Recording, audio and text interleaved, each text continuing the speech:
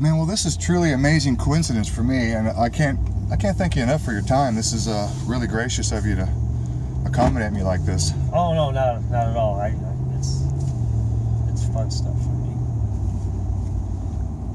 I enjoy it. Are they having a barbecue? Oh, that's right. They're having a contest and costume contest and mashed potato contest. Get back, I'll have enough time. We're gonna grab some barbecue. Debbie doesn't do meat very well. It's not that she's a vegetarian. She just has. She's always had a problem all through life digesting red meat. Ah. Yeah. So what's with this banquet they have going on? They wanted $50 extra for that banquet. Is it long? Is it a lot of personal interaction? I have no idea. I'll be honest with you. Okay, this is the first time they've done this, and this organizer group. Yeah, here in Hewlett, and compared to other ones, it's anyway. Organization could have been a lot better. Nothing was sent out for information ahead of time. We had to basically go to the website and figure out what our schedules were. Wow, really? And you guys just barely made it the other day. You rolled in the campsite and you were gone in an hour. Yeah, and then where do we go? I don't know. Back on the website again and find out where the meeting place is, and everything changed actually. Within the last week or two. Actually, within the last week, the meeting locations changed. Oh, crap. And then about 3 weeks before that, it wasn't even go on. There's a couple of about 3 or 4 speakers backed out, and then they brought in Alejandro Rojas, who would be lecturing. He's a real good guy. I like watching him because he has some really good information. Because he's a representative of Open Minds magazine, or Open Minds website now. They used to do a monthly magazine, but they get a lot of interaction with ufologists and media from all over the world. So it's a good website to go to see what's currently going on. And so anyway, he got involved with it, and then who else came in? Jan Harrison came in, and one other person I forget came in to film a slot. But for me and Debbie, it was fun to come out here to Devil's Tower. She's never seen Devil's Tower. Oh, there's right there. And so tomorrow morning, before we pull out, we'll go in and do the walk around and stuff. So she can see it. It's beautiful. I mean, as long as I guess you guys don't mind the chilly weather right now. Oh no, it'll be nicer tomorrow. Yeah. They said it's gonna be It's gonna warm up tomorrow. 20 degrees. They're looking at 50s and 60s tomorrow. So the rain. That's too bad you weren't here one night earlier. It was beautiful, crisp, clear night. And it would have been great to get your night vision goggles out last night. You could have seen the whole sky. It was beautiful. Oh, I bet. So I was checking out the roster, and damn it, I wish I'd put my eyes on that thing sooner. Travis Walton was here. Yeah, yesterday. Yeah, he had to fly out last night. Did you see his talk? Oh yeah. Because I was talking to Tom Maher from MUFON just a little while ago. He said Travis had a moment or two where he sort of just stopped, and he either got emotional. It's getting it's getting overwhelming now. You're over there. It's What happened? Well, he had one. What was he talking about? Because Tom said it might have had something to do with the subject he was on at that minute. Well, yeah. What happened was one of the original loggers that was with him. This was over a snowflake back in 1975. Yeah, I know the whole story. Yeah, I know the whole Travis. So when he opened the door up to go out to see the craft, the guy sitting beside him,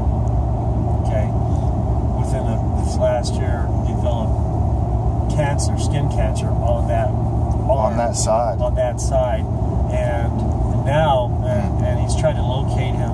And the last time he talked to the guy, he goes, I think it's pretty bad, but he doesn't know. He tried to get a hold of him again, but he can't get a hold of him. So now he's toying with this idea that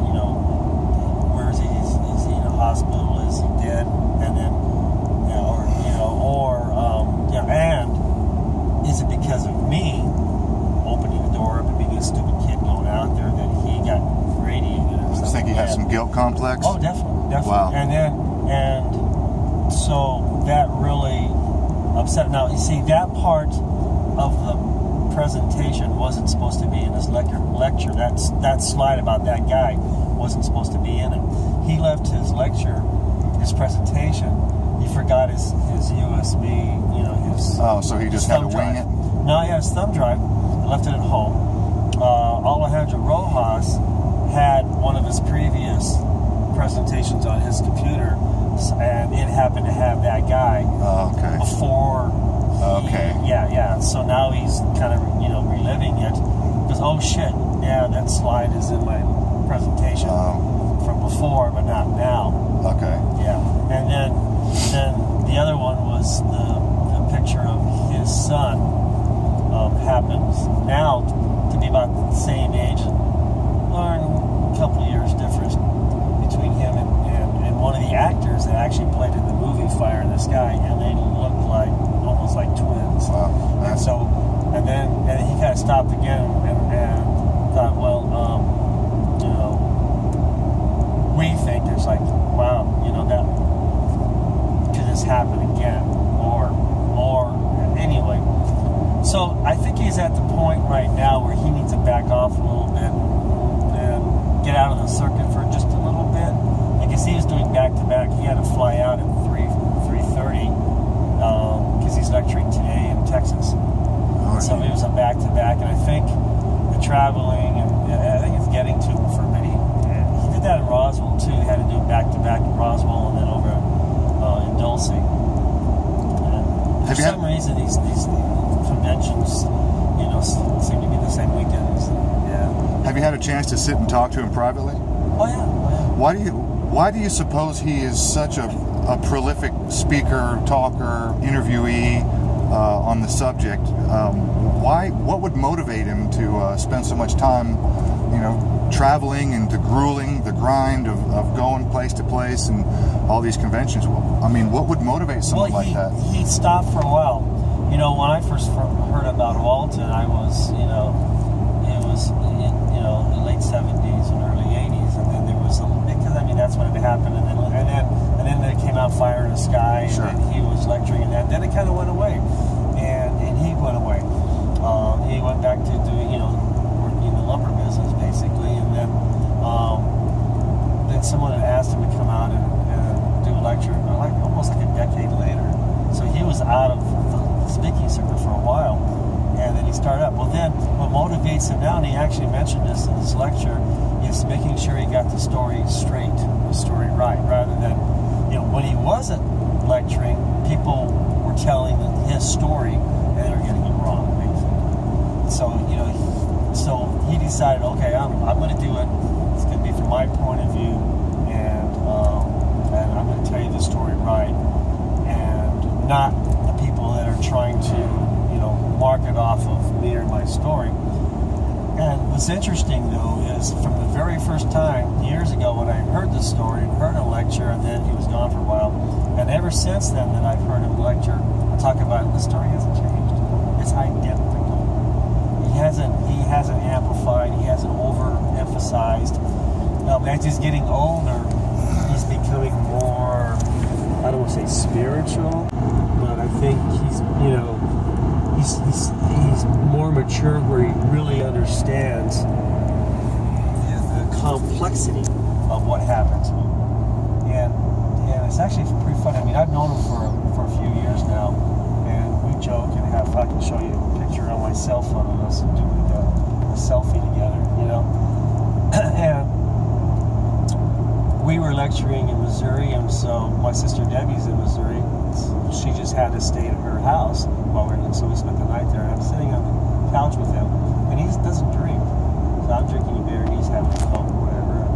And I said, Travis, out of since all the years since 1975 that you had that abduction, have you ever had any type of major illness? Have you ever been really sick? And he thought about it. He goes, no, not really. Not that I can think of it. I go, so they repaired you pretty good, huh? In other words, they boosted his system, his immune system. and it bugged him that whole night. Now, since then, when he lectures, he talks about, he actually went back and researched and says, I went back to the companies I worked at, I never took a sick day off. And so now he actually incorporated that in his lecture. Interesting. But that's something he didn't think about. And that was one of the things that I thought about was, there's more to this that happened to you. I mean, of course, and then and the more the more he lectures, the more he talks to people, the more questions he gets that he didn't think about. He goes back and researches and incorporates it in. So it's the same story, but now we're getting a little more information that he wasn't telling us from the very beginning, because people are giving him ideas. Oh, I never thought of that. Oh yeah, tree ring, corvid tree ring. The trees, grew larger within the same amount, And anyway, it's pretty cool when you talk to him. But he was definitely emotional this time, and I wish I was there yesterday. Yeah, and Debbie, I nudged Debbie. I go up there, because he's really struggling, and then he got a hold of his thoughts and excuse me, and started up again. So, what's your main motivation? I mean, this is a grind, isn't it? You spend a lot of time on the road, traveling, flying, and now you're out here in an RV, and it's actually, I listened to your 2014 Jimmy Church interview. By the way, I'm a big Fade to Black fan. Oh, I like Jimmy Church. And you had mentioned in there that you didn't, when you kind of got started, weren't any kind of outdoors person, didn't know anything about camping. And now here you are running around in an RV. What's that all like? Well, I mean, I've always been a little bit of an outdoors person, but I had no idea about animals and stuff. I mean, I was a city boy, so when I got involved in cattle mutilation, it was really tough for me to deal with animals that are 1,100-pound animals that you've got to work with. I mean, but then again, too, what started this was when I was, when I got married and I had kids. It got to a point where, okay, we can go do stuff. How I can still do UFO investigations and research now that I have a family. So I thought, I want to get an RV. And so we would go on vacations and from California, and we had, my wife's had relatives in Indiana. And so on the way from California to Indiana, I would stop at places where there were UFO sightings, and I would talk to people. And then, to Florida. So every year we had a couple of vacations, and there would be a detour to something else. And so it gave me the opportunity to travel, still have my family. Now most of the time they stayed inside the trailer or the RV and watched VHS and watched movies and stuff. And where's Dad? Well, he's out talking. I mean, and that's that book, The 37th Peril. That's how it basically starts out. It takes a 10-year period out of my life with my little kid, with my young kids, and it talks about how I started off with an RV and then how I would, plan a trip and hit Alamogordo or Alamosa or, places like that. And one trip the kids still call it, and my kids are, late 20s, early 30s, that, it was called a ruined vacation because we hit all the Native American ruins, Chaco Canyon. Oh, you been to Chaco? Cool. Yeah, and some of the Kiva places, and really, really cool. And it was a ruined vacation, but my wife and I, we had this idea that, if we're gonna do something like this, there's going to be a learning curve for the kids, and museums, and besides Disney World or places like that, but we're going to hit museum, we're going to hit Native American sites, we're going to hit places where there's a learning curve also, and it worked out pretty well. All three of my kids have been on some sort of investigation with me as they were older. Ashley was with me when we did UFO. We were doing some UFO investigations in the San Luis Valley. My son Daniel and my middle son, ghost investigations. I took my older son Chuck on a cattle mutilation. Yeah, because each one of them's got a different personality trait. My oldest son is very analytical, sees things totally differently. So he thinks he's very focused. So I took him on a cattle mutilation investigations because I wanted his perspective of what he's seeing, because of an untainted fresh eye. Yes, skepticism.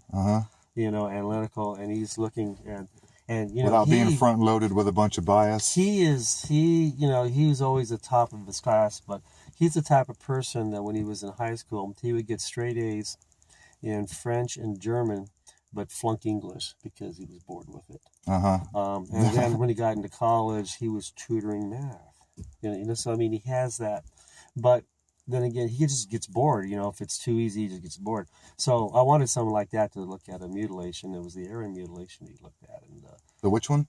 Aaron, and this had a gaping hole in the side of the animal's head, and that's the one where I picked up over 100 microteslas.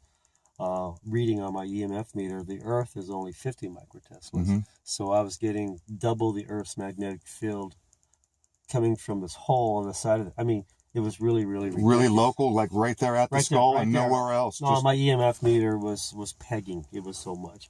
And I made a joke on, because we shot some video on that, I made a joke, said, if this was ghost hunters, people would say there was a ghost in this, So it was pretty cool. And of course, his perception is, it's not what I thought. When you see this stuff in pictures and you or TV, but when you actually see the animal there up front and you're looking at it, now you're going, that just doesn't make sense. And no movement of the animal. And not only that, but you talk to the ranchers too. Every one of the ranchers that I've dealt with cattle mutilations are second and third generation ranchers. So it's not like they're newbies and they don't understand. They've seen through their years and through their cattle die for all kinds of reasons, natural causes, predators, and everything. And they only contact me I'm contacted only when the rancher goes, I don't understand, or I'm scared. What the hell happened to my animal? I don't understand what's going on. Is this going to happen to me? There's one rancher in in Colorado in the San Luis Valley. Actually, it's over near Trinidad, and his wife won't go outside. I mean, he had a mutilation, then they had UFO sightings, and she's afraid to go out late at night now. She won't do it. And this is where she was brought up. So, that happens sometimes. Another rancher, him and his wife, life goes on, and, and she, says, well, it is what it is. So it's pretty cool. Okay. So do you want to go out or anything? Yeah, I want to sit at that bench and try to get the tower in the background. And okay.